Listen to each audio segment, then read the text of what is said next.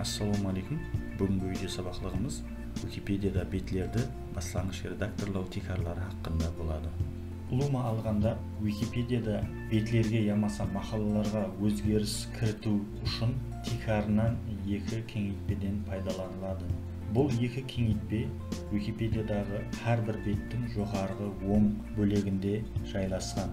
Мысал үшін, қазір сіздер экранларыңызда көріп тұрған Қарақалпақша Википедияның бас бетінің жоғарғы бөлігінде де осы екі кеңейтпе көрсетілген. Олардың біріншісі визуал редактор деп аталады һәм оған редакторлау жазуының үстіне басу арқылы өтіледі. Ал екіншісі Wikitext редакторы ямаса кодлы редактор деп аталады һәм оған деректі редакторлау сілтемесінің үстіне басу арқылы өтіледі.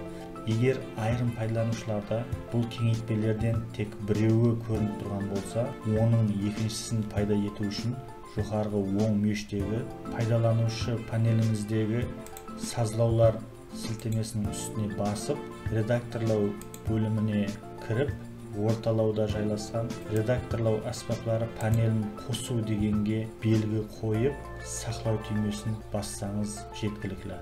Википедияға енді кіріп келген пайдаланушылар бұндағы бетлерді ямаса мақалаларды редакторлауды құрамалы процесс деп ойлауы мүмкін.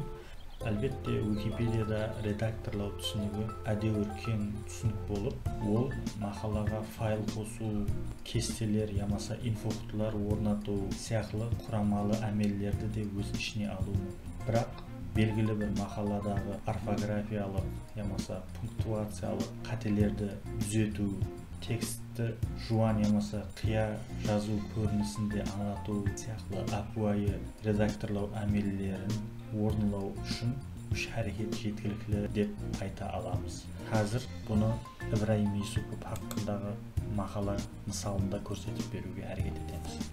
Мақаланы аштық һәм біз шайыр бабамыздың әдеби лақабын қия жазуменен аңлатпақшымыз. Демек, бірінші әрекет өзімізге қолай болған редакторлау майданына өту. Мысал үшін деректі редакторлау. Екінші әрекет тиісті текстті тауып белгілейміз һәм жоғарыдағы аспаптар панелі қатарынан сол текстті қия жазуды аңлатушы қия шрифт түймесінің үстіне басамыз. Кіргізген өзгерісіміздің нәтижесін көру үшін аспаптар панелінің оң шетіндегі көріп шығу функциясын қосып қоямыз. Сонда редакторлау майданының оң бөлігінде біз кіргізген өзгерістің нәтижесі алдын ала көрінеді. Белгілеген мақсатымызға жету үшін үшінші, яғни соңғы әрекетті орынлаймыз. Редакторлау майданының төменгі бөлігіндегі өзгерістерді жариялау түймесінің үстіне басамыз. Куәсі болғанымыздай, үш әрекетпенен шайыр бабамыздың әдеби лақабын тік жазу көрінісінен қия жазу көрінісіне өзгерттік. Осы жерде және бір қосымша мағлұмат.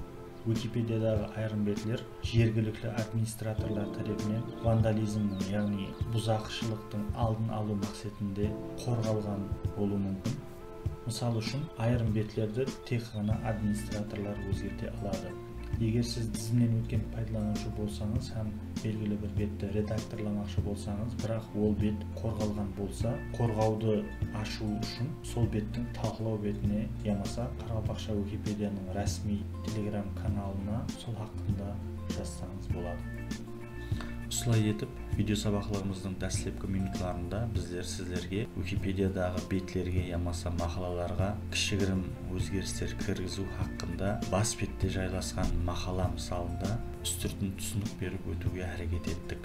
Енді Қарақалпақша Википедияда жайласқан басқа мақалалар үстінде де осыған ұқсас апуайы редакторлау әмелдерін орындау үшін үш ұсылды көрсетіп өтемін. Бірінші ұсылда қаптал панелде жайласқан тосыннанды мақала сілтемесінің үстіне басамыз.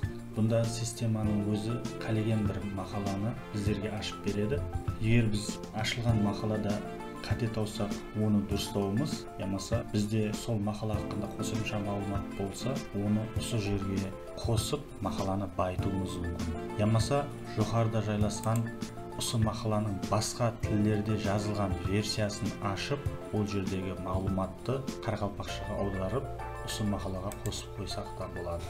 Екінші ұсулда қаптал панелменен байланысты, қаптал панелде жайласқан hamma бетлер сілтемесінің үстіне басу арқылы Қарақалпақша Википедияда осы күнге шейін жаратылған барлық бетлердің тізіміне өтеміз. Һәм ол жердегі өзімізге ұнаған бір мақаланың ішіне кіріп, бұл жерде де я қатені дұрыстау, я мақаланы байыту үстінде істесек болады. Үшінші ұсыл біздің ойымыздағы ямаса бізге жақын болған, ұнаған темадағы мақаланы Қарақалпақша Википедиядан іздеп тауып, оны редакторлаудан барады.